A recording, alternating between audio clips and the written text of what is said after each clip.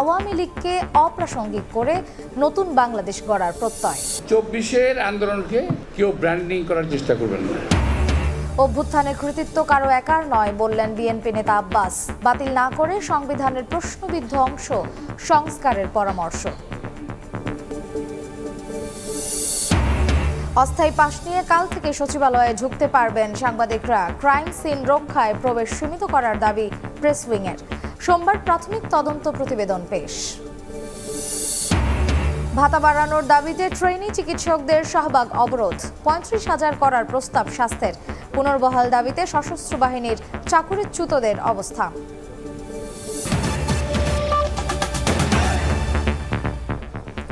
সময় সংবাদের সঙ্গে আছি আমি মার্জিয়া শ্রেয়া।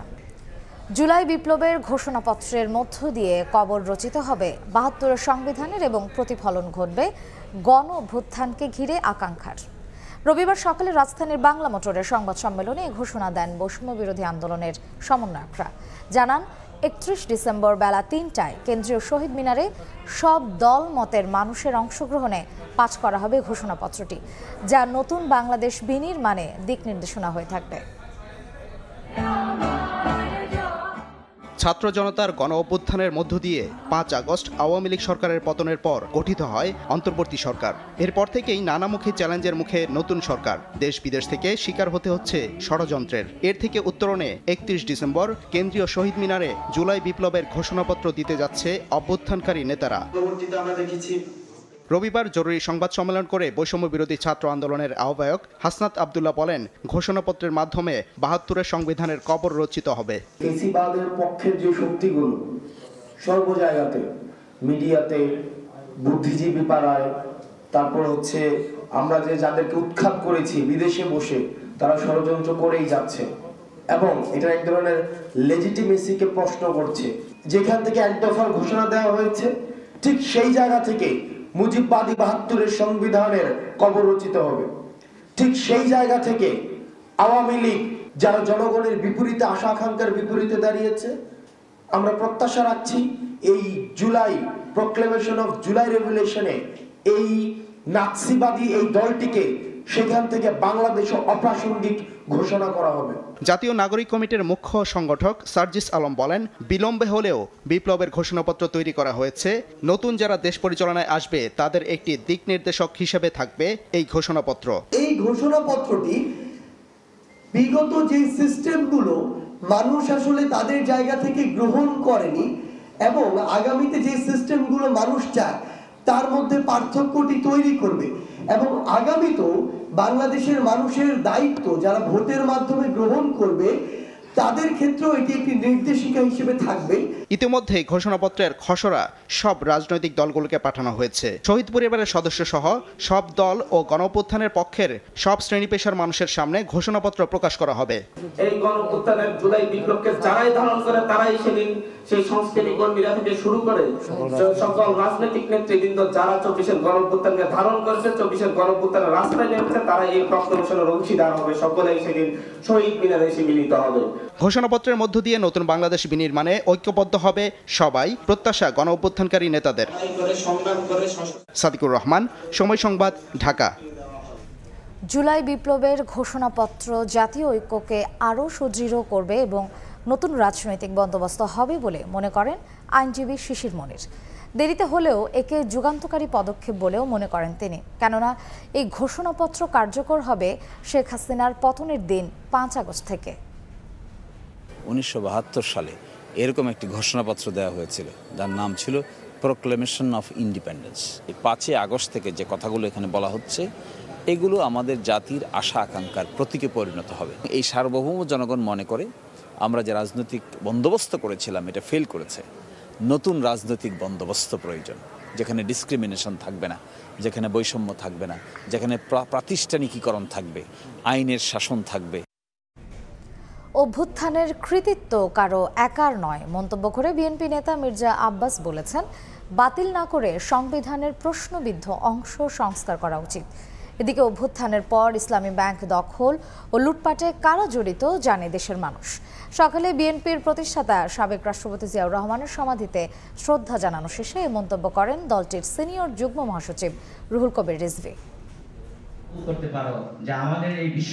নির্বাচন না সংস্কার, এমন যুক্তিতর্ক আলোচনায় বেশ সরগরম রাজনৈতিক অঙ্গন। রাজনৈতিক দলগুলো বলছে সংস্কার একটি চলমান প্রক্রিয়া, যা নির্বাচিত সরকারই করতে পারে সুনির্দিষ্টভাবে। এমন পরিস্থিতিতে বিএনপি নেতারা বলছেন সংস্কার করতে গিয়ে যেন নির্বাচন বিলম্বিত না হয়। দলটির স্থায়ী কমিটির সদস্য আমির খসরু মাহমুদ চৌধুরী চট্টগ্রামে এক অনুষ্ঠানে বলেছেন, বিএনপি ক্ষমতায় গেলে জাতীয় সরকার গঠন করে 31 দফা সংস্কার প্রস্তাব বাস্তবায়ন করবে। শেখ হাসিনার পরবর্তী বাংলাদেশ কি হবে সেটাকে চিন্তা করে আমরা 1.5 বছর আগে দিয়েছি, আর বেগম খালেদা দিয়েছে 6 বছর আগে ভিশন 2030। আমরা জাতীয় সরকার করে 31 দফার সংস্কার পরিপূর্ণভাবে বাস্তবায়ন করব। এই ব্যাপারে কারো মনে সন্দেহ থাকার কিছু নেই। বাংলাদেশের মনোজগৎ পরিবর্তন হয়ে গেছে। বাংলাদেশের মানুষের তাদের আকাঙ্ক্ষা অনেক বেশি, যারা সেটা অনুধাবন করতে পারবে না, ধারণ করতে পারবে না এবং অ্যাকর্ডিংলি কাজ করতে পারবে না, তাদের জন্য আগামীর বাংলাদেশ কঠিন হয়ে যাবে। এদিকে বিএনপির প্রতিষ্ঠাতা সাবেক রাষ্ট্রপতি জিয়াউর রহমানের সমাধিতে ফুল দিয়ে শ্রদ্ধা নিবেদন করেন বিএনপির সিনিয়র যুগ্ম মহাসচিব, দলটির সিনিয়র যুগ্ম মহাসচিব রুহুল কবির রিজভী। এ সময় তিনি বলেন, অভ্যুত্থানের পর ইসলামী ব্যাংক দখল ও বিভিন্ন লুটপাটে কারা জড়িত তা জানে দেশের মানুষ। 71-এ তাদের ভূমিকা নিয়েও প্রশ্ন তোলেন রিজভী। 5ই আগস্টের পর আমরা কি ব্যাংক আত্মসাৎ করতে দেখিনি? আমরা তো দেখেছি ইসলামী ব্যাংক কিভাবে গ্রাস করে নিল একটি রাজনৈতিক দলের অনুসারীরা। রাজধানীর নয়াপল্টনে গণমাধ্যম কর্মীদের সঙ্গে ঢাকা মহানগর দক্ষিণ বিএনপির মতবিনিময় অনুষ্ঠানে যুক্ত হন দলটির সিনিয়র নেতারা। এ সময় গণমাধ্যমের স্বাধীনতা নিশ্চিতের বিষয়ে সবাই একমত পোষণ করেন। এ সময় বিএনপি নেতা মির্জা আব্বাস বলেন, 24-এর গণঅভ্যুত্থান কারো একার কৃতিত্ব নয়। 24-এর আন্দোলনকে কেউ ব্র্যান্ডিং করার চেষ্টা করবেন না। আমাদের বিএনপির রাজনৈতিক কর্মী 462 জন মারা গেছে, এর মধ্যে এককভাবে কেউ কারো দাবি করা ঠিক না। এতে কিন্তু জনমনে বিভেদ সৃষ্টি হবে, একের প্রতি অপরের বিদ্বেষ সৃষ্টি হবে। সংবিধান একটি রাজখাতা নয়, ছুঁড়ে ফেলে দিলাম। ওই সংবিধানে যদি খারাপ কিছু থাকে নিশ্চয়ই সেটা বাতিলযোগ্য। এই সংবিধানকে যারা মিসইউজ করেছে, যারা অপব্যবহার করেছে, তাদের বিরুদ্ধে ব্যবস্থা নেন। রাজনৈতিক বিটের সাংবাদিকদের সঙ্গে এই মতবিনিময়ে গণমাধ্যমকেও পেশাদারিত্ব বজায় রাখতে আহ্বান জানান বিএনপি নেতারা। মতবিনিময় সভায় আহমেদ সালেহিন, সময় সংবাদ, ঢাকা। কাল থেকে অস্থায়ী পাসে সচিবালয়ে প্রবেশ করা যাবে। কারো অ্যাক্রেডিটেশন কার্ড বাতিল হয়েছে এমনটি ভাবার অবকাশ নেই জানিয়ে প্রধান উপদেষ্টার প্রেস উইং বলেছে, ক্রাইম সিন রক্ষায় মানুষের চলাচল সীমিত করা হয়েছে। বিকেলে এক সংবাদ সম্মেলনে আরও জানানো হয়, আগুনের ঘটনায় সোমবারই প্রধান উপদেষ্টার কাছে প্রাথমিক প্রতিবেদন দেবে তদন্ত কমিটি। সচিবালয়ে প্রবেশে কড়াকড়ি আরোপ করে আইন শৃঙ্খলা রক্ষা বাহিনী। শুক্রবার রাতে এক আদেশে তথ্য অধিদপ্তরের ইস্যু করা সাংবাদিকদের সব অ্যাক্রেডিটেশন কার্ড বাতিল করে স্বরাষ্ট্র মন্ত্রণালয়। এতে গত বৃহস্পতিবারের মতো সপ্তাহের প্রথম দিন রোববারও গণমাধ্যম কর্মীরা সংবাদ সংগ্রহের কাজে সচিবালয়ে প্রবেশ করতে না পেরে অপেক্ষা করেন বাইরে। পরে সাংবাদিকদের একটি প্রতিনিধি দল সচিবালয়ে প্রবেশ করে স্বরাষ্ট্র উপদেষ্টার সঙ্গে দেখা করেন। আলোচনায় উঠে আসে অস্থায়ী প্রবেশ পাস নিয়ে সংবাদ সংগ্রহ করার বিষয়টি। এরপরেই তথ্য উপদেষ্টা নিশ্চিত করেন অস্থায়ী প্রবেশ পাস নিয়ে সোমবার থেকেই সচিবালয়ে প্রবেশ করতে পারবেন সাংবাদিকরা। একটা নির্দিষ্ট সময়ের মধ্যে সাংবাদিকদের আবেদনের ভিত্তিতে নীতিমালা অনুযায়ী নতুন করে আবার স্থায়ী পাসের ব্যবস্থাটি করব এবং সেই সময় পর্যন্ত একটা সীমিত সংখ্যা একটা অস্থায়ী পাস আগামীকাল থেকে দেওয়া হবে। এদিন বিকেলে প্রধান উপদেষ্টার প্রেস উইং এর ব্রিফিংয়ে জানানো হয় 240 জনকে দেওয়া হবে অস্থায়ী পাস। প্রত্যেকেরই কার্ড বিদ্যমান আছে, যার অ্যাক্রেডিটেশন কার্ড আছে তার কার্ডই বিদ্যমান আছে, কোনো কার্ড বাতিল করা হয়নি। যতক্ষণ পর্যন্ত না নতুন কার্ড ইস্যু করা হচ্ছে ততক্ষণ পর্যন্ত এই কার্ডগুলোর ভ্যালিডিটি থাকবে। উপপ্রেস সচিব আরও জানান, সোমবার প্রাথমিক তদন্ত প্রতিবেদন জমা দেবে তদন্ত কমিটি। তদন্ত কমিটিটা করা হয়েছে, তাদেরকে প্রাথমিক প্রতিবেদন দেওয়ার জন্য 3 দিন সময় দেওয়া হয়েছে। তারা 3 দিনের মধ্যে প্রাথমিক প্রতিবেদনটা দিবেন এবং এরপরে তারা মাননীয় প্রধান উপদেষ্টা এবং সংশ্লিষ্ট আরও অন্যান্য কর্তৃপক্ষ আছে তাদের সাথে মিলে আসলে একটা জিনিস তারা ঠিক করবেন যে তদন্তটা আসলে সম্পন্ন করতে আসলে কতদিন সময় লাগবে। নির্বাচন ব্যবস্থা সংস্কার কমিশনের সুপারিশ 3 জানুয়ারির আগেই অন্তর্বর্তী সরকারকে দেয়া হবে বলে জানিয়েছেন সংস্কার কমিশন প্রধান বদিউল আলম মজুমদার। সকালে সিইসির সঙ্গে সাক্ষাৎ করে তিনি আরও বলেন, সংস্কার কমিশনের কাছে ইসির কোনো সুপারিশ আছে কিনা তা জানতে চাওয়া হয়েছে। এগুলো সরকারের মালিকানা, সরকারের সিদ্ধান্ত উপর নির্ভর করবে। তো আমরা সরকারের কাছে আমরা পরামর্শ দেব যে সরকার যেন এগুলো প্রকাশ করে। ওনারা তো গুরুত্বপূর্ণ অংশীজন, অতএব গুরুত্বপূর্ণ অংশীজন হিসেবে যেমন আমরা সরকারি কর্মকর্তাদের সাথে আলাপ করেছি, আমরা আইনশৃঙ্খলা রক্ষাকারী বাহিনীর সাথে আলাপ করেছি, আমরা নির্বাচিত প্রতিনিধিদের সাথে আলাপ করেছি, স্থানীয় সরকার প্রতিনিধিদের সাথে আলাপ করেছি, আপনাদের সাথে আলাপ করেছি, সবার সাথে। তো ওনারা গুরুত্বপূর্ণ অংশীজন, তাই সে ব্যাপারে ওনাদের সাথে কথা বলতে। পিলখানায় ৫৭ জন সেনা কর্মকর্তাকে হত্যার ঘটনাটি বিদ্রোহ নয়, পরিকল্পিত হত্যাকাণ্ড বলে দাবি করেছেন শহীদ পরিবারের সদস্য ও সার্বভৌমত্ব আন্দোলনের নেতারা। এ ঘটনার নেপথ্যে ভারতের যোগসাজশ রয়েছে বলেও অভিযোগ তাদের। সঠিক তদন্তের মাধ্যমে প্রকৃত দোষীদের বিচারের মুখোমুখি করার দাবি জানিয়ে তারা বলেন, গভীর রাজনৈতিক ষড়যন্ত্রের অংশ ছিল বিডিআর হত্যাকাণ্ড। সেই ঘটনা কোনো বিদ্রোহ নয়, বরং পূর্ব পরিকল্পিত হত্যাকাণ্ড বলে দাবি করেছেন শহীদ কর্মকর্তাদের পরিবারের সদস্যরা। রোববার সকালে প্রেস ক্লাবে এক আলোচনা সভায় একথা বলেন তারা। হত্যাকাণ্ডের সঙ্গে জড়িত মূল হোতাদের চিহ্নিত করে অবিলম্বে শাস্তির আওতায় আনার জোর দাবি জানান তারা। হত্যাকাণ্ডের একটা সঠিক তদন্ত হোক, সঠিকভাবে এর কারণগুলো বের হয়ে আসুক, কারণের পিছনে মূল হোতা যারা তাদেরকে ধরা হোক। প্রকৃত অপরাধী শনাক্ত করা দেশের দায়িত্ব কর্তব্য।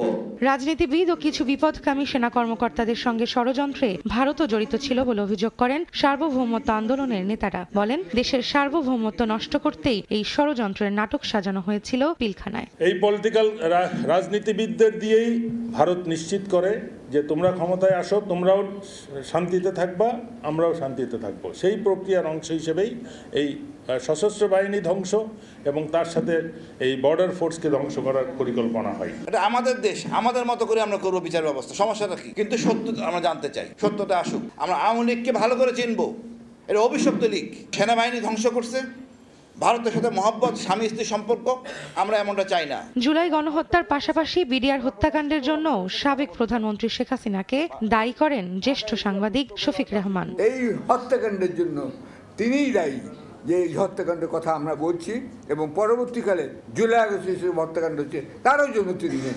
3টি হত্যাকাণ্ডের জন্য আমি অভিযুক্ত করছি শেখ হাসিনাকে, মৃত্যুদণ্ড দিলাম কিন্তু কার্যকর করলাম না। কারাবন্দী বিডিআর সদস্যদের মুক্তির দাবিতে সবাইকে যুক্ত হওয়ার আহ্বান জানান শহীদ সেনা পরিবারের সদস্যরা। অনেকে ছাড়া পেয়ে গেল। রৌনক নিয়ন্তা, সময় সংবাদ, ঢাকা। ভাতা বাড়ানোর দাবিতে আবারও শাহবাগ অবরোধ করেছেন প্রাইভেট ট্রেনি চিকিৎসকরা। দফায় দফায় আন্দোলন করে যৌক্তিক সমাধান না মেলায় কর্মবিরতি দিয়ে সমাবেশের ডাক দেন তারা। এতে বন্ধ হয়ে যায় শাহবাগ ও আশপাশের সড়কে যান চলাচল। এদিকে ভাতা 35,000 টাকা করার প্রস্তাব দিয়েছে স্বাস্থ্য মন্ত্রণালয়। আন্দোলনকারীদের প্রতিনিধিরা তা মেনে নিয়েছেন বলে জানা গেছে। 7 দিনের ব্যবধানে দ্বিতীয়বারের মতো রাজধানীর শাহবাগে বেসরকারি ট্রেনি চিকিৎসকরা 25,000-এর ভাতা 50,000 করার দাবিতে স্লোগানে উত্তাল রাজপথ।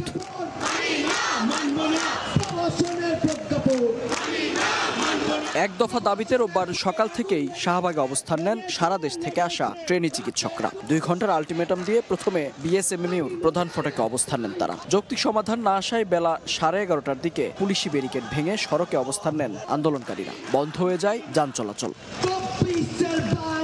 আন্দোলনকারীদের দাবি, সরকারি চিকিৎসকরা নবম গ্রেডে বেতন পেলেও বৈষম্যের শিকার প্রাইভেট ট্রেনি চিকিৎসকরা। 25,000 টাকা করে পাই আমরা, 50,000 টাকা অথবা নবম গ্রেড সাথে সমমানের যে সুবিধাগুলো পাওয়া হয় ওটা দাবি করছে। 30,000 টাকা প্রজ্ঞাপনটা প্রত্যাখ্যান করা, প্লাস হচ্ছে আমাদের যে ন্যায্য দাবি সেটা মেনে নিতে হলেও আমরা ডিউটিতে চলে যাব। দফায় দফায় আন্দোলনের মুখে ভাতা প্রথমে 5,000 টাকা বাড়িয়ে 25, এরপর গত বৃহস্পতিবার 30,000 করে প্রজ্ঞাপন দেয় সরকার। সেটি প্রত্যাখ্যান করে অনির্দিষ্টকালের এই কর্মসূচি পালন করছে আন্দোলনকারীরা। শিগগিরই যৌক্তিক সমাধান না এলে আরো কঠোর কর্মসূচির হুঁশিয়ারি তাদের। আমাদের যেটা 30,000 টাকার প্রজ্ঞাপন দিয়েছিল, অ্যাকচুয়ালি এটা প্রহসন ছাড়া কিছুই না। পিঠ থেকে গেছে, যদি এবারও আজকেও যদি না হয় কিছু, আমাদের লাগাতার কর্মসূচি চলতে থাকবে। আজকে এখন আমাদের হাতে প্রজ্ঞাপন আসুক, আমরা এখন রাস্তা ছেড়ে দিব। আমরা এই জনদুর্ভোগের কারণ হতে চাচ্ছি না। এখন যা হবে এর ফয়সালা রাজপথেই হবে। কর্মবিরতির ডাক দিয়ে গত সপ্তাহেও একই দাবিতে সড়ক অবরোধ করেছিলেন এই চিকিৎসকরা। তাই আশ্বাস নয়, প্রজ্ঞাপন নিয়েই ঘরে ফেরার ঘোষণা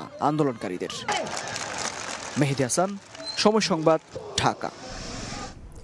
চাকরিতে পুনর্বহাল সহ 3 দফা দাবি নিয়ে অবস্থান কর্মসূচি করেছে বিগত সরকারের আমলে চাকরিচ্যুত সামরিক বাহিনীর সদস্যরা। ঘণ্টাখানেক অবরুদ্ধ করে রাখেন রাজধানীর জাহাঙ্গীর গেট মোড়। দাবি দাওয়া নিয়ে সামরিক বাহিনীর কর্মকর্তাদের সঙ্গে আলোচনার পর 5 কার্যদিবসের মধ্যে দাবি মানার আশ্বাস পেয়ে অবরোধ প্রত্যাহার করেন তারা। রোববার সকালে রাজধানীর জাহাঙ্গীর গেট মোড়ে অবস্থান কর্মসূচি পালন করেন সহযোদ্ধা নামে প্ল্যাটফর্মের সদস্যরা। সঙ্গে ছিলেন তাদের পরিবারের সদস্যরা। অনিয়ম, রাজনৈতিক মতাদর্শ ও ব্যক্তিগত আক্রোশের কারণে চাকরিচ্যুত করা হয়েছে বলে দাবি তাদের। আমি বেশ প্যারা ছিলাম ভাই ব্যাটালিয়নে, আমি 30 ইট লাগাতাম ভাই। শেষ হয়নি কেন আজকে আমি না খেয়ে বিনা অপরাধে আমি দীর্ঘ 51 দিন অন্ধকার প্রকোষ্ঠে ছিলাম। আমি মনে করি ব্যক্তিগত আক্রোশ এখানে ছিল, শুধু ডিসিপ্লিনের কারণে আমাকে অন্যায়ভাবে চাকরি থেকে বরখাস্ত করা হয়েছে খালি হাতে। তুমি বিএনপি কোনো বড় কোনো নেতার সাথে কথা বলছো, এই জন্য ওই রাত্রে আমাকে আটকে রেখে পরের দিন সকালে আমার ইউনিটে পাঠাই দেয়। আমি নৌবাহিনীর কাছে আমার পাওনা চাইছি, আমি চাকরি থেকে অব্যাহতি চাইছি। মানবিক কারণে আমাকে অব্যাহতি না দিয়ে ওরা পাগলা গারতে নেই ইনজেকশন দিয়ে আমার ক্যাটাগরি সি দেয়। তারা আরও অভিযোগ করেন যে প্রধান উপদেষ্টা ও সেনাপ্রধানের দফতরে স্মারকলিপি দিয়েও এখন পর্যন্ত সুরাহা পাননি তারা। এই কর্মসূচির মাধ্যমে তাদের 3 দফা দাবি তুলে ধরেন। আমাদের 1 নম্বর দাবি হচ্ছে চাকরিচ্যুত সময় থেকে অদ্যাবধি সম্পূর্ণ বেতন ভাতা এবং অন্যান্য সকল প্রকার সুযোগ সুবিধা সহ চাকরি পুনর্বহাল করতে হবে। 2 নম্বর দাবি হচ্ছে যদি কাউকে চাকরি দেওয়া সম্ভব না হয় সেই ক্ষেত্রে তাকে সম্পূর্ণ পেনশনে আওতাভুক্ত করতে হবে। 3 নম্বর দাবি হচ্ছে যে একতরফা বিচার ব্যবস্থার মাধ্যমে আমাদেরকে চাকরিচ্যুত করা হয়েছে সেই একতরফা বিচার ব্যবস্থার সংস্করণ করতে হবে। এ সময় ঘণ্টাখানিকের জন্য অবরোধ করেন জাহাঙ্গীর গেট মোড়ের রাস্তা। এতে তীব্র যানজটে বিপাকে পড়েন বহু মানুষ। এক পর্যায়ে 6 সদস্যের প্রতিনিধি দলকে সেনানিবাসের ভেতরে ডেকে নেওয়া যাওয়া হয়। দাবি দেওয়া নিয়ে আলোচনা করেন সামরিক বাহিনীর কর্মকর্তাদের সঙ্গে। আলোচনা শেষে কর্মকর্তারা জানান 5 কার্যদিবসের মধ্যেই তাদের দাবিগুলো পর্যালোচনা করে সিদ্ধান্ত নেওয়া হবে। আলোচনা আমাদের ফলপ্রসূ হয়েছে। ওনাদের যে দাবি দেওয়া বা আপনাদের সবার যে দাবি দেওয়া এটা আমরা শুনেছি এবং ওনারা একটা টাইমলাইন বেঁধে দিয়েছে। আমরা আমাদের সর্বোচ্চ চেষ্টা করব সেই টাইমলাইনের ভিতরে দাবি দেওয়াটা আমরা মেনে নিই। মালয়েশিয়া যেতে না পারা শ্রমিকদের পাসপোর্ট আটকে রেখে লাপাত্তা অনেক রিক্রুটিং এজেন্সি, ফেরত দিচ্ছে না টাকাও। পাসপোর্ট ও টাকা উদ্ধারে মন্ত্রণালয়ের সহায়তা দাবিতে প্রবাসী কল্যাণ ভবনের সামনে মানববন্ধন করেছেন ভুক্তভোগীরা, নইলে মহাসমাবেশের হুঁশিয়ারি তাদের। দীর্ঘদিন বন্ধের পর 2022 সালের আগস্টে মালয়েশিয়ার শ্রমবাজারের পথ খোলে। চলতি বছরের 31 মে পর্যন্ত 101টি রিক্রুটিং এজেন্সির মাধ্যমে 5.5 লক্ষ কর্মী দেশটিতে পাড়ি দিলেও টিকিট জটিলতার কারণে যেতে পারেনি 18,000-এর বেশি শ্রমিক। রবিবার সকালে রাজধানীর ইস্কাটনে প্রবাসী কল্যাণ ভবনের সামনে এসব কর্মীদের একাংশ মানববন্ধন করেন। জানান রিক্রুটিং এজেন্সিগুলো তাদের টাকা ও পাসপোর্ট ফেরত দিচ্ছে না। অনেক অফিসেই বন্ধ হয়েছে লাপাত্তা। আসলে ভাই বলার মতো আমাদের ভাষা নাই। আমি যদি মরে যাই আমার ফ্যামিলির দায়িত্ব কে নেবে? আমরা জমি বিক্রি করতেছি, টাক মায়ের গহনা বিক্রি করছি করে টাকা দিচ্ছে আমরা ভাই। এইটা নিয়ে কোনো সমাধানে এখন পর্যন্ত কোনো পক্ষই আসে নাই। ধার করে মালয়েশিয়া যাওয়ার খরচ জোগাড় করায় অনেকে পড়েছেন চরম ভোগান্তিতে। অভিযুক্ত এজেন্সিগুলো থেকে টাকা ও পাসপোর্ট ফেরত পাওয়া এবং দ্রুত মালয়েশিয়া পাঠাতে প্রবাসী কল্যাণ মন্ত্রণালয়ের উদ্যোগ চান তারা। মালয়েশিয়া যে হয়তো ফ্যামিলির দায়িত্বটা নিতে চাইছে ছেলে, আজ পর্যন্ত পারি না। 7 মাস ধরে ঘর বাড়িতে উঠতে পারতেছি না আমরা স্যার। কেন অসহায় মানুষ আমরা ঢাকাতে আছি, আমরা বাড়িতে যেতে পারতেছি না, বাড়িতে থাকতে পারতেছি না কিস্তির কারণে। সাব এজেন্টরা বলছে সিন্ডিকেটের দোষ, সিন্ডিকেট বলছে সাব এজেন্টের দোষ, সবাই একজনের দোষ দেয়। আর আমরা সাধারণ কর্মী কি করলাম? তাহলে আমাদের টাকা কোথায়? এ সময় কর্মীরা জানান তাদের দাবি পূরণ না হলে মালয়েশিয়া যেতে না পারা সকল অভিবাসী প্রত্যাশীদের নিয়ে সোমবার মহাসমাবেশের ডাক দেওয়া হবে। সাইফুল ইসলাম, সময় সংবাদ, ঢাকা। বৈদ্যুতিক সংযোগ ও পানির লাইনে ত্রুটি, মেয়াদ নেই ফায়ার নির্বাপন যন্ত্রের। রেস্তোরাঁর রান্নাঘরে সিলিন্ডার রাখার নিয়ম না থাকলেও তা রাখা হয়েছে। রাজধানীর বেইলি রোডে 2টি ভবন পরিদর্শন করে এরকম অনিয়ম পেয়েছে রাজুক, ফায়ার সার্ভিস সহ আন্তঃসংস্থার প্রতিনিধি দল। এ সময় রাজুক চেয়ারম্যান জানান, ভবনকে নিরাপদ করতে নির্দেশনা দিয়ে শিগগিরই চিঠি দেওয়া হবে মালিকদের। নির্ধারিত সময় নির্দেশনা না মানলে নেওয়া হবে ব্যবস্থা। রাজুক চেয়ারম্যানের নেতৃত্বে সকালে রাজধানীর বেইলি রোডের এবিসি মেহজাবিন স্কোয়ারে পরিদর্শনে আসে আন্তঃসংস্থার প্রতিনিধি দল। শুরুতেই ভবনের রুফটপে চলে অনুসন্ধান। ভবনের বৈদ্যুতিক সংযোগ ও পানির লাইনে ত্রুটি পাওয়া যায়। এরপর ভবনের 4 তলায় রেস্টুরেন্টেও মেলে অনিয়ম। কিচেনে সিলিন্ডার রাখার অনুমতি না থাকলেও রাখা হয়েছে। মেয়াদ নেই ফায়ার নির্বাপন যন্ত্রের। ওটা আমাদের বন্ধ হয়ে গেছে 6 মাস আগে থেকে ভাড়া ডিট হতেছে না, এই জন্য আমরা পরিবর্তন করতেছি না, ওটা ফেলাও দিতে পারতেছি না। পাশের গোল্ড প্যালেস ভবনে রয়েছে কেএফসি সহ 4-5টি রেস্টুরেন্ট। জরুরি নির্গমন দরজা ও পানির লাইনে ত্রুটি পান প্রতিনিধি দলের সদস্যরা। 15 বছর চালাইতেছি, এখন এইটাই প্রথম শুনলাম যে এইটাই ফুস পাইব হবে না, আরো মোটা লাগবে, এখন আমরা চেঞ্জ করে দিব। ফায়ার সার্ভিস জানায় প্রতিষ্ঠানগুলোতে অগ্নি নির্বাপন ব্যবস্থা উন্নত করতে হবে। ফায়ার এক্সটিংগুইশার তারা সঠিক জায়গায় রাখে নাই, বিশেষ করে আগুন লাগার যে অন্যতম সোর্স যেটা বিদ্যুৎ থেকে আগুন লাগে, সেই বিদ্যুতের ওয়ারিংগুলো যেন সঠিক মানে হয়। আর তারা দেখা যায় যেখানে সমস্যাগুলো আছে আমরা তাদেরকে বলছি এই সমস্যাগুলো তারা যেন দ্রুত কমপ্লিট করে। রাজুক চেয়ারম্যান জানান ভবন ও রেস্টুরেন্ট মালিকদের আরও সচেতন হতে হবে। সব ডিপার্টমেন্টের একটা মতামত নিব, তাদের সাজেশন এবং যেগুলো ব্যত্যয় আছে এই ব্যত্যয়ের সহ একটা তাদেরকে চিঠি দিব এবং আমরা যদি হয়তো একটা সময় দিব তাদেরকে এর মধ্যে ঠিক করে ফেলতে, না হলে আমরা বিধিমত যে ধরনের তাদেরকে ফাইন করার বিষয় থাকে সেটা আমরা করব। দুর্ঘটনা রোধে বেইলি রোডের পাশাপাশি রাজধানীতে ধারাবাহিক পরিদর্শন অব্যাহত রাখা হবে বলে জানিয়েছে রাজুক। মাসুদুর রহমান, সময় সংবাদ, ঢাকা। ভারতীয় ভিসা প্রাপ্তিতে নানা প্রতিবন্ধকতায় বেনাপোল ইমিগ্রেশন দিয়ে দুই দেশের মধ্যে পাসপোর্টধারীদের যাতায়াত একেবারে কমে গেছে। একই সঙ্গে খুলনা কলকাতা রুটে বন্ধন ট্রেন চলাচল এখনও বন্ধ রয়েছে। এতে যাত্রী যাতায়াতে বেড়েছে ভোগান্তি। বেনাপোল প্রতিনিধি আজিজুল হকের তথ্য ও শাওন হোসেনের ছবিতে রিপোর্ট। ভারতে চিকিৎসা ও দর্শনীয় স্থান ঘুরতে বেশিরভাগ পর্যটকই বেনাপোল সীমান্ত ব্যবহারে আগ্রহী, কিন্তু আওয়ামী লীগ সরকার পতনের পর দেশটির ভিসা প্রাপ্তিতে দেখা দেয় জটিলতা। নিরাপত্তার কারণ দেখিয়ে ভিসা সীমিত করার পাশাপাশি বন্ধ হয়ে যায় রেলপথে যাত্রী পরিবহন। সরকার পতনের পর প্রায় 5 মাস কেটে গেলেও এখনও নানা অজুহাতে ভিসা দিতে নারাজ ভারত। এমনকি চিকিৎসা ক্ষেত্রেও সহসাই মিলছে না ভিসা। এতে কমেছে বেনাপোল সীমান্ত দিয়ে যাত্রী পারাপার। আগে 8 থেকে 10 হাজার পাসপোর্টধারী যাতায়াত করলেও এখন তা কমে 1,500-এ নেমেছে। কমেছে রাজস্ব। জানুয়ারি 3 তারিখ পর্যন্ত এই ভিসার মেয়াদ আছে, নতুন করে যদি ভিসা চালু না করে এরপরে আর যাওয়া হবে না। ভারত সরকার নানা অজুহাতে আপনার এই রেল পরিষেবাটা আপাতত বন্ধ আছে, এটার জন্য আমাদের দু দেশেরই যাতায়াত ব্যবস্থা খুব দুর্ভোগে পড়া লাগতেছে। যারা যাচ্ছেন, যে কয়েকজন যাচ্ছেন, তাদেরকে বাংলাদেশ স্থলবন্দর কর্তৃপক্ষের প্যাসেঞ্জার টার্মিনালের পক্ষ থেকে সমস্ত সহায়তা প্রদান করা হয়। সবশেষ শনিবার বেনাপোল পেট্রাপোল ইমিগ্রেশন ব্যবহার করে ভারতে গেছেন 1471 জন। এর মধ্যে বাংলাদেশি ছিলেন 1194, বাকিরা ভারতীয়, জাপানি ও নেপালি। সময় সংবাদ, বেনাপোল। সরকারি চিনি কলে লোকসানের পেছনের প্রকৃত কারণ অনুসন্ধান করে দায়ীদের চিহ্নিত করতে শক্তিশালী ও স্বাধীন তদন্ত কমিশন গঠনের দাবি জানিয়েছে জাতীয় নাগরিক সমন্বয় কমিটি।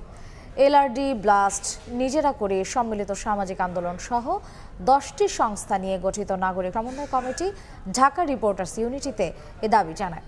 রংপুর চিনিকল চালু করার নামে গোবিন্দগঞ্জের সাঁওতাল আদিবাসীদের ভূমি কেড়ে নেওয়ার প্রতিবাদে তারা এ সংবাদ সম্মেলনের আয়োজন করে। চাহিদার মাত্র 5% পূরণের জন্য বন্ধ চিনিকলগুলোকে ভর্তুকি দিয়ে চালু করার কোনো মানে হয় না বলে মনে করেন বক্তারা। এছাড়াও বন্ধ চিনিকল চালু করা লাভজনক হবে কিনা তার সম্ভাব্যতা যাচাই, গোবিন্দগঞ্জের বাগদা ফার্মে রিকুইজিশন করা কৃষি জমি মূল সাঁওতাল আদিবাসী মালিকদের ফিরিয়ে দেয়া সহ 7 দফা দাবি তুলে ধরা হয় সংবাদ সম্মেলনে।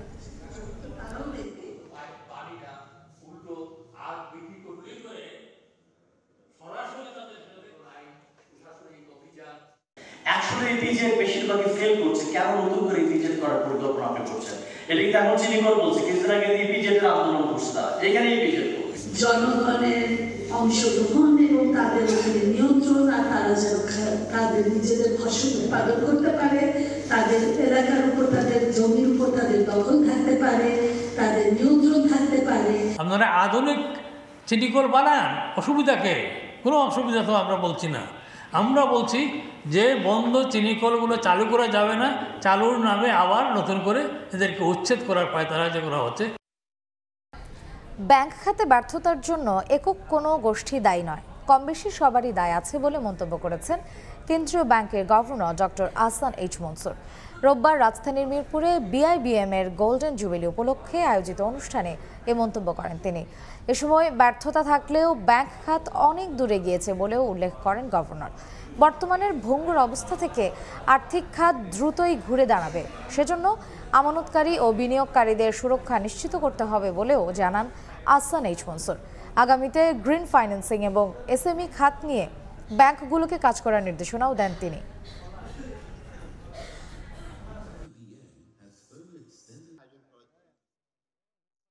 পুরো আর্থিক খাতটাই যতদূর এগোতে পারত সেটা আমরা পারিনি।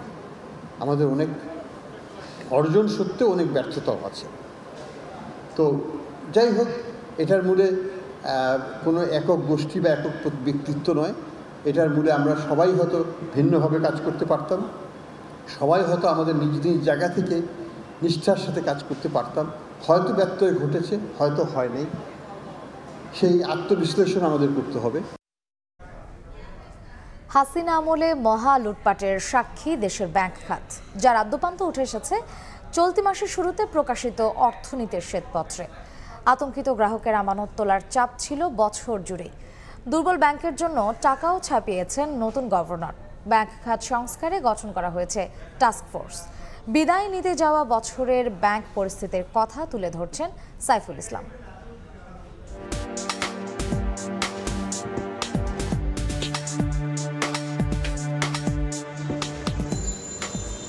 12 ব্যাংকের অবস্থা খুবই খারাপ। 9টিতে জ্বলছে লালবাতি, 3টির অবস্থান ইয়েলো জোনে। ভালো আছে 16 ব্যাংক। সব মিলিয়ে 38টি দুর্বল ব্যাংকের খবর গণমাধ্যমে ফাঁস হয় চলতি বছরের প্রথম প্রান্তিকেই। এরপর 14 মার্চ খেয়ে ফেলা পদ্মা ব্যাংকের বুকে আশার পাল উড়াতে চায় এক্সিম ব্যাংক। বাংলাদেশ ব্যাংকে বৈঠক শেষে আসা পদ্মা ও এক্সিমের একীভূত হওয়ার ঘোষণা।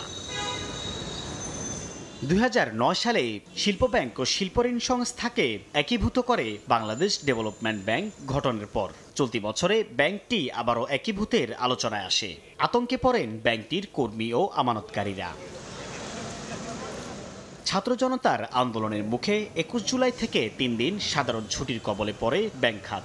5 দিন বন্ধ থাকার পর 23 জুলাই রাত থেকে ব্যাংকিং লেনদেনে স্বাভাবিক হতে থাকে ইন্টারনেট সেবা। রাজনৈতিক পট পরিবর্তনের পর 13 আগস্ট বাংলাদেশ ব্যাংকের 13তম গভর্নর হিসেবে দায়িত্ব নেন আহসান এইচ মনসুর। দায়িত্ব পেয়েই অ্যাসালম গ্রুপের কবজায় থাকা 8টি সহ 12টি ব্যাংকের পরিচালনা পর্ষদ ভাঙেন ও পুনর্গঠন করেন। ব্যাংক খাতের সংস্কারে সেপ্টেম্বরেই গঠিত হয় 6 সদস্যের টাস্ক ফোর্স। অক্টোবরের বড় খবর, লোকসানি পদ্মা ব্যাংকে টেনে তুলতে আসা এক্সিম নিজেই সাঁতরাচ্ছে লোকসানের নদীতে। 24 ডিসেম্বর ঘোষণা আসে একীভূত না হওয়ার। 28 নভেম্বর সংকটে থাকা 6 ব্যাংকে তারল্য সহায়তা দিতে 22,500 কোটি টাকা ছাপানোর কথা জানান গভর্নর। যদিও দায়িত্ব নিয়ে দৃঢ় ঘোষণা দিয়েছিলেন টাকা না ছাপানোর। ব্যাংক খাতে লুটপাটের ফলাফল, সেপ্টেম্বর শেষে খেলাপি ঋণ প্রায় 2,85,000 কোটি টাকা। অর্থনীতির শ্বেতপত্রে জানানো হয় এসব লুটপাটের পরিমাণ 24টি পদ্মা সেতু বা 14টি মেট্রো রেল নির্মাণ ব্যয়ের সমান। সাইফুল ইসলাম, সময় সংবাদ, ঢাকা। 29তম ঢাকা আন্তর্জাতিক বাণিজ্য মেলার পর্দা উঠতে বাকি আর মাত্র 2 দিন। পূর্বাচলে বাংলাদেশ চায়না ফ্রেন্ডশিপ এক্সিবিশন সেন্টারে চলছে সাজসজ্জার শেষ আঁচড়। জিন্নাতারা যশোয়ার রিপোর্ট।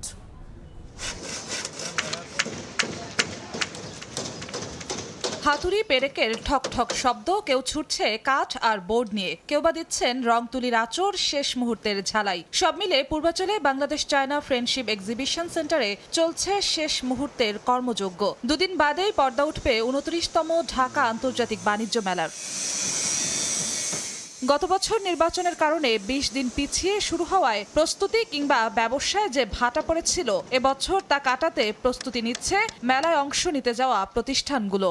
আমাদের প্যাভিলিয়নে হচ্ছে বাণিজ্য মেলা আমাদের সবচেয়ে বড় প্যাভিলিয়ন। স্ট্রাকচারের কাজ ডান, এখন ভিতরে যে ইনক্লুডিং কাজগুলো হচ্ছে, কালকের ভিতরে কাজ শেষ হবে। ডেকোরেশনের কাজটাও আমাদের পরশুদিন শেষ হয়ে যাবে। দেশি বিদেশি মিলে স্টল ও প্যাভিলিয়নের সংখ্যা থাকছে 362টি। বাংলাদেশ বাদে 7টি ভিন্ন দেশের মোট 11টি প্রতিষ্ঠান অংশ নেবে এবারের আসরে। 2025-এর বাণিজ্য মেলায় যুক্ত হচ্ছে বেশ কিছু নতুনত্ব। 2024-এর জুলাই আগস্ট অভ্যুত্থানকে কেন্দ্র করে যারা শহীদ হয়েছেন তাদের সম্মানার্থে ঠিক এই জায়গায় তৈরি হবে শহীদ আবু সাইদ কর্নার। মেলার পেছনের দিকটায় থাকছে মীর মুগ্ধ কর্নার এবং ভেতরে থাকছে তারুণ্যের প্যাভিলিয়ন।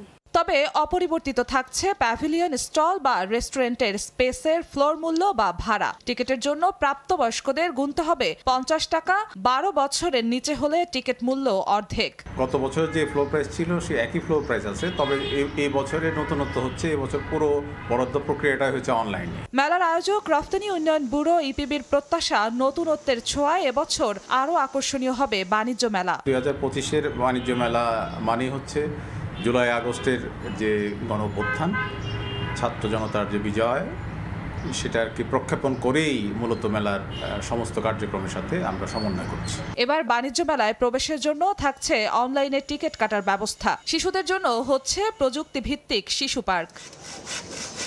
জিন্নাত আরা যশোয়া, সময় সংবাদ, ঢাকা। রাজধানীর সোহরাওয়ার্দী উদ্যানে অনুষ্ঠিত হচ্ছে বাংলাদেশ ছাত্র শিবির আয়োজিত Ibn Al Haytham science fest 2024। Junior scientist hunt project show, Rubik's cube প্রতিযোগিতা সহ নানা আকর্ষণীয় ইভেন্টস নিয়ে বিজ্ঞান চর্চার প্রতি আগ্রহ সৃষ্টির জন্য এর আয়োজন করছে ইসলামিক ছাত্র শিবির। ভবিষ্যৎ প্রজন্মকে ধর্ম এবং বিজ্ঞান মনস্ক হিসেবে তৈরি করতে এমন আয়োজন ইতিবাচক প্রভাব রাখবে বলে প্রত্যাশা আয়োজকদের। কাল শুরু হচ্ছে Bangladesh premier league cricket BPL এর 11তম আসর। তবে টুর্নামেন্টের আগের দিন টিকিট সংগ্রহ নিয়ে তৈরি হয়েছে বিশৃঙ্খলা। প্রথম দিনের ম্যাচের টিকিটের জন্য সকাল থেকেই মিরপুর স্টেডিয়ামের সামনে ভিড় করেন অনেকে। তবে কোনো টিকিট বুথ না থাকায় ক্ষোভ প্রকাশ করেন তারা। দীর্ঘ সময় অপেক্ষার পরও বিসিবি থেকে সুনির্দিষ্ট কোনো তথ্য না জানানোয় উত্তেজনা বাড়তে থাকে। এর আগে বিসিবি সভাপতি জানিয়েছিলেন বিপিএল এর টিকিট অনলাইনে বিক্রির ব্যবস্থা করতে চান, তবে সে বিষয়ে চূড়ান্ত সিদ্ধান্ত জানানো হয়নি। সে কারণেই এমন দ্বিধাদ্বন্দ্ব সৃষ্টি হয়। পরিস্থিতি জটিল হতে থাকলে ঘোষণা আসে অনলাইনের পাশাপাশি মধুমতি ব্যাংকের মাধ্যমেও টিকিট সংগ্রহ করতে পারবেন ক্রিকেট প্রেমীরা। এদিকে শেষ দিনের অনুশীলনে ব্যস্ত সময় পার করছে বিপিএল দলগুলো। দেশি বিদেশি ক্রিকেটারদের নিয়ে টিম কম্বিনেশন সহ সব পরিকল্পনা সাজিয়ে নিচ্ছে ফ্র্যাঞ্চাইজিগুলো।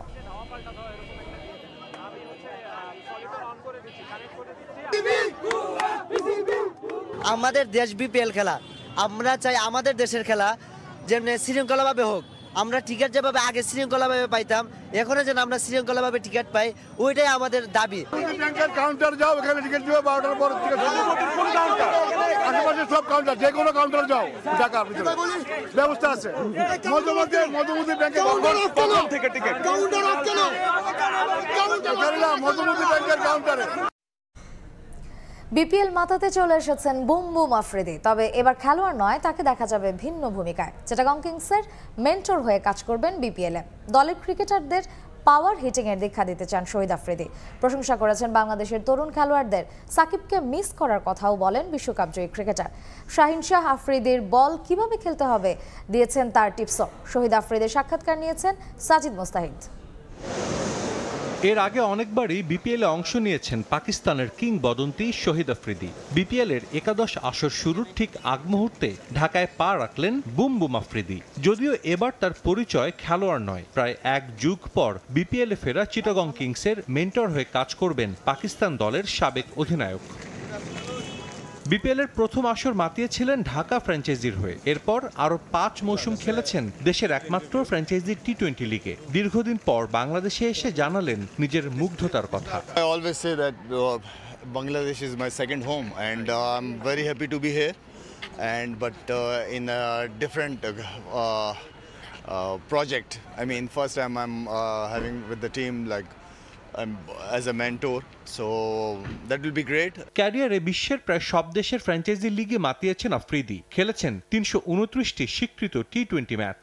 এবার নতুন ভূমিকায় দেখা যাবে পাকিস্তানের সাবেক অধিনায়ককে। দীর্ঘ ক্যারিয়ারে অর্জন করা অভিজ্ঞতা উজাড় করে দিতে চান চিটাগং কিংসের হয়ে। প্রশংসা করলেন বাংলাদেশের ক্রিকেটারদের। Initiative of BPL is very good, especially for the young cricketers. They can get the opportunities and they can show their skills. And I think Bangladesh team team, they played very well against Pakistan in Bangladesh, in Pakistan. So I mean, there is a lot of talent. It's a board responsibility to give them chances. I think Chittagong is a very well balanced, a good bunch of guys, experienced people. Some young cricketers are there, and I'm here to motivate them. I'm here to give my experience, to share my experience with them. Shakib Al হাসানকে সরাসরি sign করলেও এবারের বিপিএলে Kings জার্সিতে খেলা হচ্ছে না দেশের ইতিহাসের সেরা অলরাউন্ডারের। একটা সময় বিপিএলে এক দলে খেলা সাবেক সতীর্থকে এবার মিস করবেন Afridi. I think he's the icon player. He's the ambassador of Bangladesh. He played a lot of cricket. He's one of the best all-rounder. Him and I will miss as well. শহীদ আফ্রিদির মেয়ের জামাই বর্তমান পাকিস্তান দলের তারকা pacer Shahin Shah Afridi. এবার বিপিএলে তারা একে অপরের প্রতিপক্ষ। শাহিন আফ্রিদিকে কিভাবে খেলতে হবে সিনিয়র আফ্রিদি দিয়েছেন তার টিপসও। Any tips to the Chittagong Kings team how to play the Shahin Shah Afridi? Just come first ball down the track 6. Sajid মুস্তাহিদ, সময় সংবাদ, ঢাকা। এ পর্যায়ে শীর্ষ সংবাদগুলো জানিয়ে দিচ্ছি আরেকবার। অভ্যুত্থানের কৃতিত্ব কারো একার নয় বললেন বিএনপি নেতা আব্বাস। বাতিল না করে সংবিধানের প্রশ্নবিদ্ধ অংশ সংস্কারের পরামর্শ। এবং অস্থায়ী পাস নিয়ে কাল থেকে সচিবালয়ে ঢুকতে পারবেন সাংবাদিকরা। ক্রাইম সিন রক্ষায় প্রবেশ সীমিত করার দাবি প্রেস উইংয়ের। সোমবার প্রাথমিক তদন্ত প্রতিবেদন পাশ।